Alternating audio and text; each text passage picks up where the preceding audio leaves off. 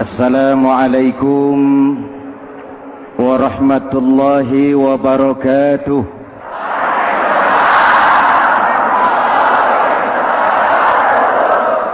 Alhamdulillah wassalatu wassalamu ala Rasulillah Sayyidina Muhammad ibn Abdullah wa ala alihi wa sahbihi wa mawalah, amma ba'du.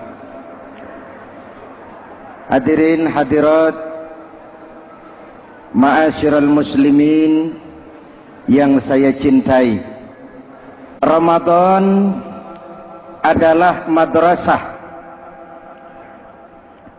sekolah, tempat di mana kita banyak sekali belajar tentang hidup dan kehidupan, supaya kita lebih siap menghadapi hidup, supaya kita punya wawasan, supaya kita mampu melihat persoalan jauh ke depan, supaya kita tidak terjebak pada keuntungan sesaat tapi merugikan jangka panjang. Malam ini saya ingin mengajak kita semua melihat kurikulum Ramadan. Pelajaran apa yang diberikannya kepada kita? Pertama, Ramadan mengajarkan kita menjadi orang-orang yang sabar, ulet, dan tahan uji. Ini zaman di mana persaingan tajam. Betul? Jangankan jadi pejabat tinggi, jangankan jadi pengusaha sekarang ini, jadi kiai saja kalau tidak sanggup bersaing,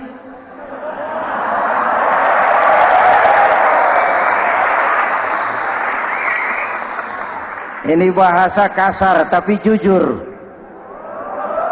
Karena orang sekarang hidup di zaman banyak pilihan. Akibat persaingan yang semakin tajam, orang sering kehilangan kesabaran. Kepengen cepat kaya, lalu tidak sabar. Makan renten, nipu orang, buka peternakan tuyul,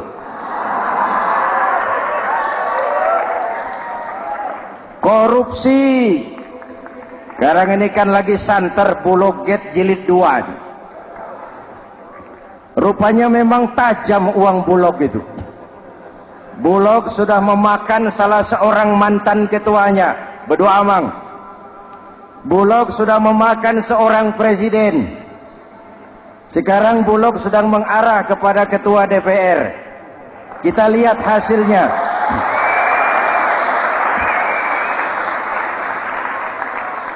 Tentu saja kita prihatin, karena kita tahu ekonomi kita sedang sulit. Hutang melilit leher, tetapi pada sisi lain kita melihat enak saja uang mengalir puluhan miliar untuk sesuatu yang tidak terkait dengan kepentingan rakyat.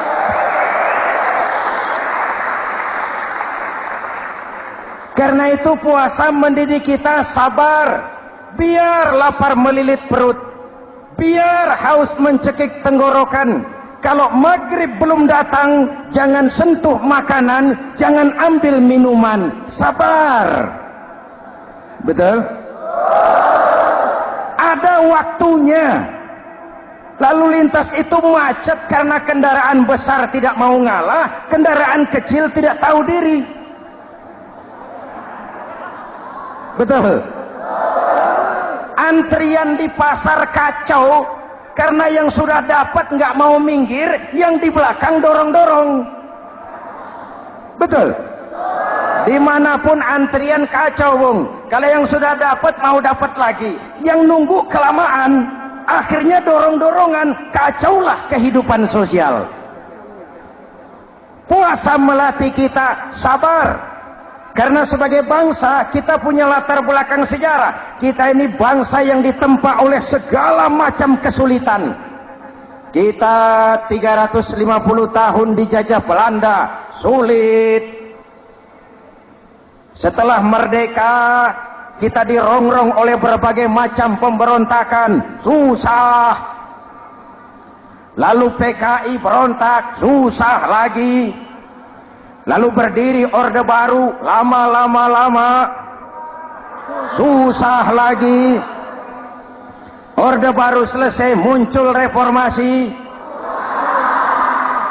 masih susah juga. Kita bangsa yang ditempa oleh kesulitan, bangsa yang tahan bantingan, bukan bangsa yang cengeng. Karena itu mari kita menjadi diri kita. Kita akan gagal kalau kita mau jadi orang lain. Kita akan gagal kalau kita hidup di bawah bayang-bayang orang lain. Jadilah kita diri kita sendiri. Sabar, ulet, dan tahan uji. Inilah kurikulum pertama dari pelaksanaan ibadah puasa. Sehingga dengan dibekali sifat sabar, kita bisa mengendalikan diri. Manusia hebatnya ya. Ayo kita banding-bandingkan. Malaikat, binatang, manusia. Malaikat tidak diberi nafsu, hanya diberi akal. Kalau malaikat tidak pernah salah, wajar. Jibril nggak pernah korupsi ayat. Ah, ini ada ayat bagus, saya pakai sendiri saja ini. Tidak. Malaikat maut tidak pernah salah address mencabut nyawa orang yang belum waktunya mati. Tidak pernah. Dan itu wajar. Malaikat makhluk tanpa alternatif. Secara instinktif dia diciptakan untuk taat. Sebaliknya binatang diberi otak tapi tidak diberi akal. Binatang hanya diberi nafsu. Kalau binatang tiap hari salah, wajar. Ayam, kalau sudah datang syahwatnya, tidak usah menoleh, ini banyak orang apa tidak? Betul. Kuda keliling kota tidak pakai celana, tenang saja. Betul.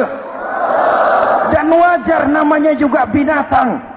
Sedangkan manusia diberikan akal dan diberikan nafsu. Tiap hari terjadi perjuangan. Kadang akal menang, kadang nafsu yang menang. Ketika akal menang, kita lebih tinggi dari malaikat. Ketika nafsu yang menang, kita lebih rendah daripada binatang. Hadirin yang saya cintai, itu pelajaran pertama, sabar, ulet, tahan uji. Lalu pelajaran yang kedua, melahirkan sikap istiqamah, punya stabilitas temperatur batin, istilah sekarang. Soal istiqomah ini saya tidak akan menjelaskan pengertiannya, saya mau cerita saja. Mau dengar nggak? Ini tentang istiqomah. Dalam satu pertempuran, Jenderal Salahuddin Al-Ayyubi bersama tentaranya, tentara Islam, pernah mengalami kekalahan. Karena kalah, banyak yang ditahan jadi tawanan orang-orang kafir, beberapa perwira dan banyak ofsir. Tercatatlah ada 3 orang ofsir jadi tawanan raja kafir ini. Satu hari raja kafir musyawarah dengan perdana menterinya. Perdana menteri, saya tuan raja, ini tawanan Islam ini enaknya diapain? Kalau enaknya sih dibunuh saja tuan raja, selesai urusan. Soal bunuh sih gampang, Perdana Menteri. Maksud tuan raja, bujuk saja agar dia meninggalkan Islamnya, ikut ke agama kita. Nanti kita kasih hadiah. Begitu. Iya, baiklah. Besok saya sidang 3-3-nya. Besoknya ini 3 ofsir disidang di tempat terbuka langsung oleh Perdana Menteri. Mula-mula dipanggil ofsir pertama. Ofsir pertama, ya Perdana Menteri, sini. Baik. Kamu tahu kamu siapa? Tahu. Siapa kamu? Tawanan. Iya, kalau tawanan bisa diatur kan? Diatur bagaimana? Kamu mau nggak ikut saya bersama Tuan Raja meninggalkan Islam agamamu, mengkhianati saudara-saudaramu sebangsa, setanah air, sekeyakinan? Ikut dengan saya, tinggalkan Islam. Nanti kamu akan saya angkat jadi pejabat tinggi, gaji cukup, rumah cukup, kendaraan cukup, istri cukup. Tapi kalau kamu menolak, kamu akan saya bunuh. Tuan Perdana Menteri, ya. Apa Anda menyangka selama ini saya berjuang karena kepengen kedudukan yang tinggi? Nih. Tuan menyangka saya berjuang ini karena kepengen harta yang banyak, jaminan hari depan yang memadai? Tidak, Tuan Perdana Menteri. Saya tinggalkan keluarga, kampung halaman, sanak famili, handai taulan. Saya jihad karena mengharap ridho Allah Subhanahu wa ta'ala. Tapi sekarang kamu tawanan kan? Itu resiko perjuangan. Kamu tidak mau meninggalkan Islam? Tidak. Kamu akan saya bunuh. Silakan. Kamu tidak takut mati? Tidak. Kamu berani? Dari kemarin. Apa dikira baru sekarang saya berani? Tuan Perdana Menteri, saya berharap memang saat-saat seperti ini bisa saya temukan. Ibadah saya sedikit, sholat saya kurang, puasa saya kurang. Barangkali dengan jihad saya bersimbah darah, mati di tangan Tuhan, Allah akan mengampuni dosa-dosa saya dan saya dapat tiket untuk mencapai keridhoannya.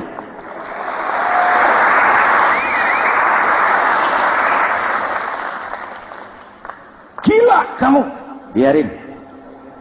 Kalau ini Tuan anggap gila, saya bisa berbuat lebih gila dari ini. Saya bunuh kamu. Bunuh. Algojo. Dipancung. Dio. Ini terlepas kepalanya dari badannya. Menggeluntung kepalanya ke bawah. Jatuh bergelindingan. Itu kepala lepas dari badan. Ngaji. Baca ayat Quran sampai Perdana Menteri bingung. Minggir. Ini ada kepala ngaji. Ayatnya yang dibaca, ya ayyatuhan nafsul mutmainnah irji'i ila rabbiki radiyatan mardiyah. Wahai jiwa yang tenang, kembalilah kepada Allah dengan diridhoi. Masuklah ke dalam golongan hamba-hambaku dan masuklah ke dalam surgaku. Matanya terpejam rapat, bibirnya tersenyum. Dia gugur sebagai syahid karena membela keyakinan. Dia istiqamah, tidak goyah oleh tawaran jabatan dan kedudukan yang tinggi.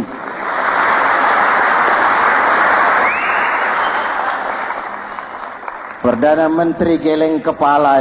Dasar orang Islam. Panggil officer kedua.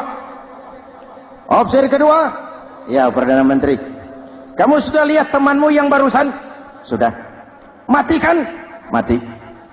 Kamu bagaimana? Mau tetap berjuang untuk Islam atau ikut kami? Jabatan tinggi, kedudukan tinggi, rumah tinggi. Bagaimana? Atau mau mati seperti teman kamu barusan? Sudah kamu pikir? Sudah, Perdana Menteri. Sudah apa? Sudah, jangan banyak omong. Maksud kamu apa? Saya sudah tidak sabar mau nyusul teman saya yang barusan itu.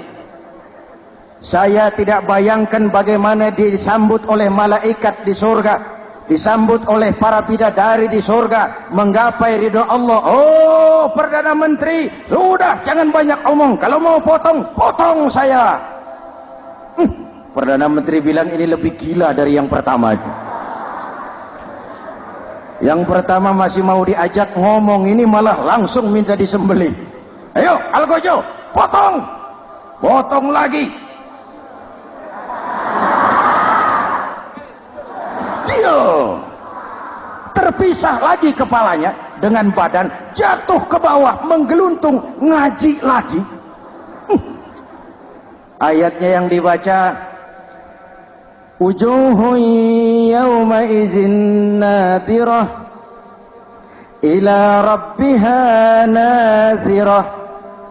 Muka mereka hari itu berseri-seri kepada ridho Allah. Mereka memandang bibirnya senyum, matanya terpejam, dan dia ajal dengan husnul khatimah, mendapat syahid karena teguh punya keyakinan, istiqamah dalam perjuangan, tidak goyang, tidak mencela dan mencele.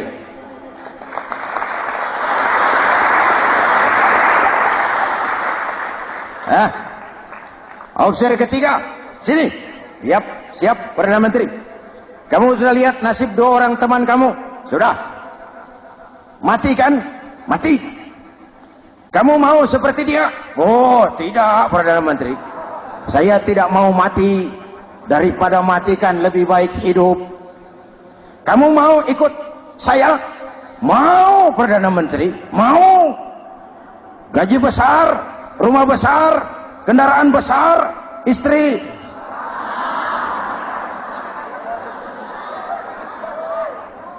Mau, Perdana Menteri, saya mau. Daripada tidak jadi apa-apa, kan lebih baik jadi apa-apa. Daripada tidak punya apa-apa, kan lebih baik punya apa-apa. Oh, jadi kamu selama ini berjuang karena mau cari apa-apa? Iya. Bagus. Nanti saya musyawarah sama raja. Kamu diangkat jadi bupati di mana? Tunggu ya. Perdana Menteri laporan, Tuan Raja. Ya. Ini opsi ketiga kelihatannya baik ini. Dia mau mengkhianati teman-temannya, sebangsa, setanah air, sekeyakinan. Mengkhianati bangsanya, meninggalkan agamanya. Dia mau ikut kita. Kita angkat jadi pejabat di mana dia? Raja senyum. Oh, soal angkat mengangkat sih gampang, Perdana Menteri. Cuma saya pikir-pikir opsi ketiga ini kok tegel-tegelin. Kok sampai hati ya? Temannya sendiri, seiman, sekeyakinan, sebangsa, setanah air dikhianati karena mengejar jabatan, harta, kedudukan. Orang itu, Perdana Menteri, kalau sudah mau mengkhianati saudaranya sendiri, apalagi orang lain.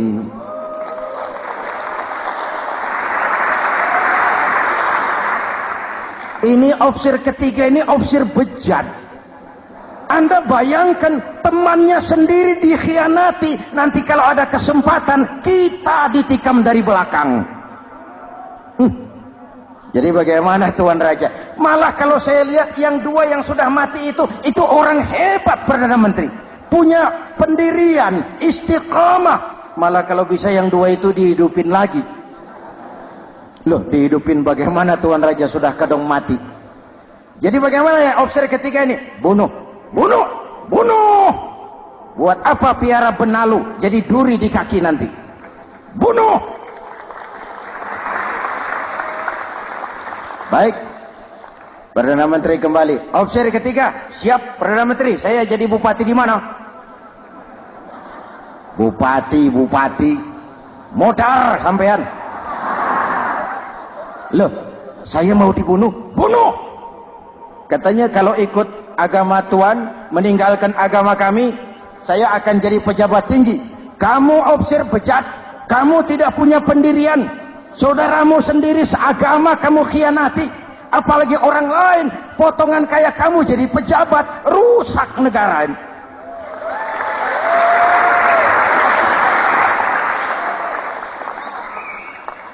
Hadirin hadirat yang berbahagia, saya lanjutkan cerita ini. Nanti kesimpulan diambil sendiri-sendiri. Jadi saya mau dibunuh, Tuan Perdana Menteri. Ya, kamu mau dibunuh. Tidak jadi pejabat? Tidak. Kamu bejat. Bejat kok mau jadi pejabat? Nanti juga kalau kamu jadi pejabat, paling kerjamu memperkaya dirimu sendiri. Paling banter keluargamu dan golonganmu. Rakyat tetap saja tidak terurus.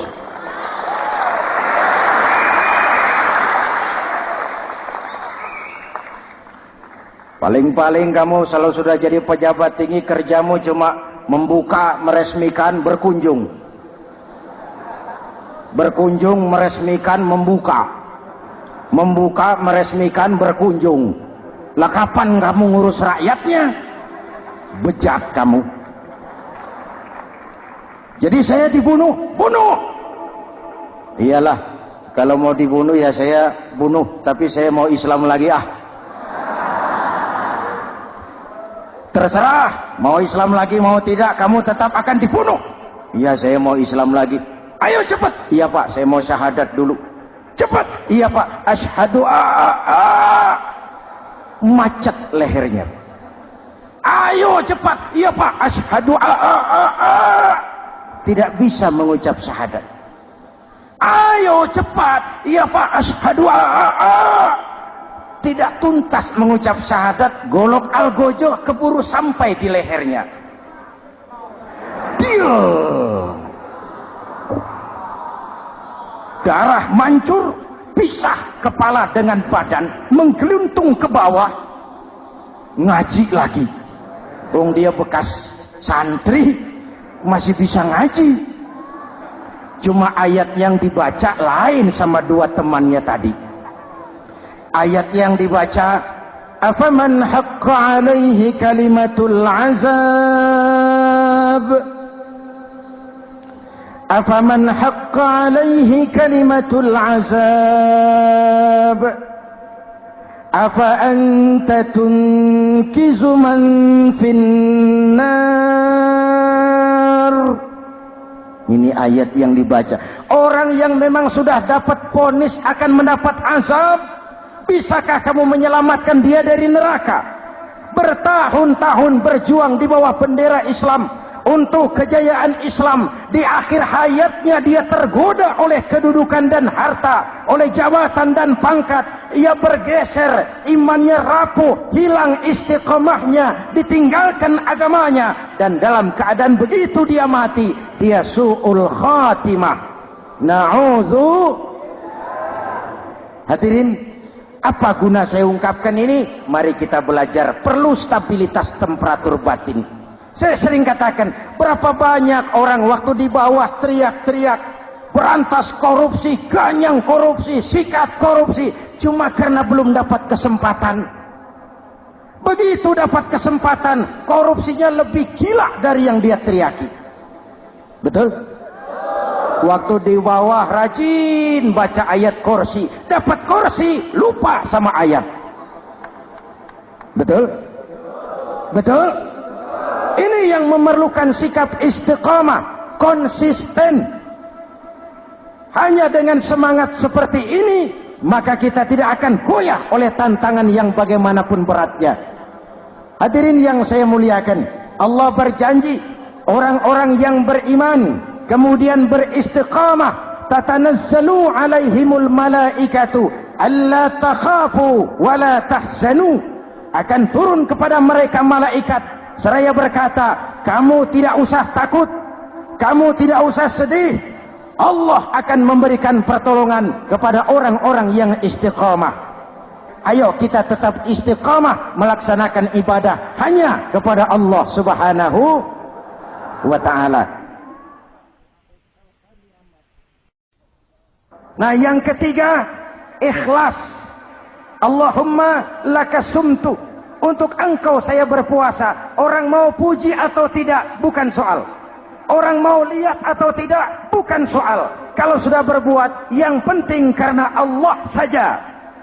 Keikhlasan itu, kalau amal kita adalah jasad, ikhlas adalah ruh.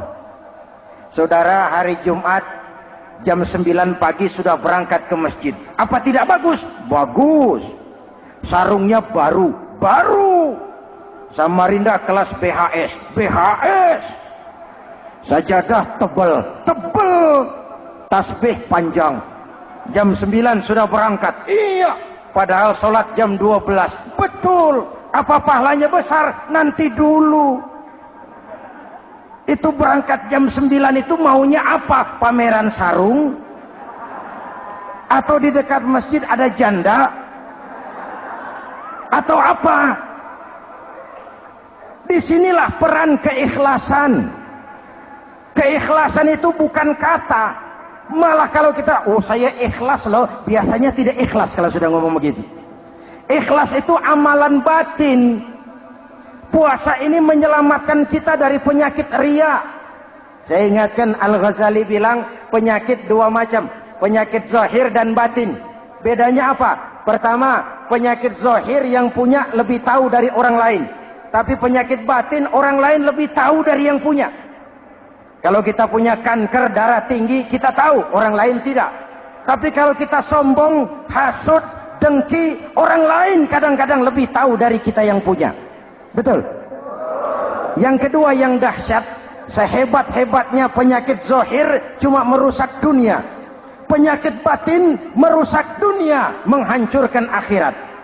Ginjal mati, darah tinggi mati, tumor mati, kanker mati, leukemia mati, tapi tidak berakibat akhirat. Tidak ada penduduk neraka ditanya, kenapa kamu masuk neraka? Tumor, Pak. Tidak ada. Tidak ada. Sehebat-hebatnya penyakit zahir cuma merusak dunia, tapi penyakit batin merusak dunia, menghancurkan akhirat.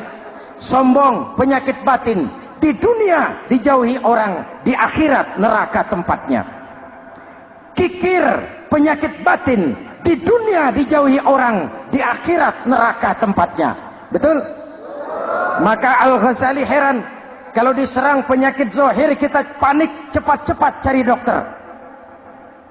Tapi kalau diserang penyakit batin kita tenang-tenang saja.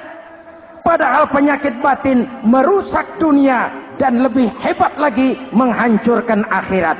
Maka puasa melahirkan keikhlasan, agar di dalam melaksanakan ibadah cuma kita dan Allah saja. Inilah jiwa dan semangat yang sekarang ini pun sudah mulai menjadi langka. Semuanya karena akhirnya yang subur mental penjilat. Sumuhun dawuh, pasukan kulonuun, barisan asal bapak seneng, pasukan kumaha juragan wae, organisasi oke bos. Kita miskin dengan orang-orang yang punya prinsip, yang berani berkata ya terhadap yang benar, sanggup berkata tidak terhadap yang tidak benar, apa dan bagaimanapun resikonya. Kita terlalu kaya dengan barisan asal bapak seneng, pasukan oke bos, organisasi kumaha juragan wae, dan kita miskin dengan orang-orang yang punya kepribadian, yang tegar dan istiqomah apapun resiko yang dihadapinya. Jadi dengan keluar dari sekolah Ramadan, semangat keikhlasan makin tumbuh dalam hidup dan kehidupan kita. Ibu bapak hadirin hadirat yang berbahagia, itulah makanya puasa disebut ibadah sirriyah, ibadah abstrak, cuma kita dan Allah saja yang tahu. Ini lebih mendorong semangat keikhlasan. Kata Imam Al-Ghazali, "An-nas kulluhum mauta illa al-alimun, wal-alimuna niyamun illa al-amilun, wal-amiluna mughtarruna illa al-mukhlisun." Manusia itu mati kecuali orang yang berilmu. Orang yang berilmu walaupun hidup tidur kecuali yang mengamalkan ilmunya. Dan orang yang mengamalkan ilmunya banyak yang tertipu kecuali yang ikhlas di dalam mengamalkan ilmunya. Manusia mati kecuali yang berilmu. Yang berilmu walaupun hidup tidur kecuali yang mengamalkan ilmunya. Yang mengamalkan ilmunya banyak yang tertipu, menyangka amalnya sudah banyak, sholatnya sudah hebat, zakatnya sudah luar biasa, jihadnya sudah mantap. Banyak yang tertipu kecuali yang ikhlas di dalam mengamalkan ilmunya. Jadi amal tanpa ikhlas, jasad tanpa ruh. Itulah makanya nuansa Ramadan dengan ibadah puasa mengembangkan semangat keikhlasan di antara kita semua. Mari kita baca doa sama-sama munajat, mohon pertolongan Allah agar kita diselamatkan dari penyakit riya dan ditumbuhkan semangat keikhlasan. Ala hadhihi niyyah wa ila hadratin nabi. Al-Fatihah. Bismillahirrahmanirrahim. Alhamdulillahi rabbil alamin. Ar-Rahmanirrahim. Maliki yaumiddin. Iyyaka na'budu wa iyyaka nasta'in. Ihdinas siratal mustaqim. Siratal ladzina an'amta 'alaihim ghairil maghdubi 'alaihim waladdallin. Amin. Bismillahirrahmanirrahim. Amin. Alhamdulillahi rabbil alamin. اللهم صل وسلم وبارك على سيدنا محمد وعلى آله وصحبه أجمعين. اللهم اجعل جمعنا هذا جمعا مرحوما وتفرقنا من بعضه تفرقا معصوما. اللهم اجعل جمعنا هذا جمعا مشكورا وتفرقنا من بعضه تفرقا مغفورا. اللهم اجعلنا من السعداء المقبولين ولا تجعلنا من الأشقياء المردودين. ربنا تقبل منا صلاتنا وصيامنا وقيامنا وتخشعنا وتعبدنا وتضرعنا وتمم تقصيرنا برحمتك يا أرحم الراحمين. اللهم أصلح من في صلاحه صلاح المسلمين. اللهم أهلك من في هلاكه صلاح المسلمين. Ya Allah, dengan sepenuh perasaan dan pengharapan, dengan segala keremahan dan kerendahan, kami bermohon kepadamu, berikan kami kekuatan zahir dan batin, berikan kami kesabaran dan ketabahan, sikap istiqamah dalam mengarungi hidup yang penuh ujian ini. Karuniakan kepada kami pemimpin-pemimpin yang takut kepadamu dan sayang kepada kami. Rabbana hab lana min azwajina dzurriyyatina qurrata a'yun waj'alna lil muttaqina imama. Afdalu ma qultuhu ana wan nabiyyuna min qabli. La ilaha illallah.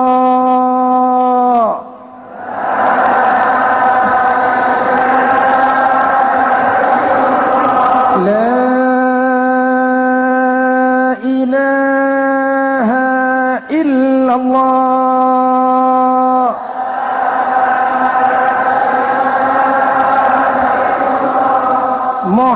Muhammadur Rasulullah.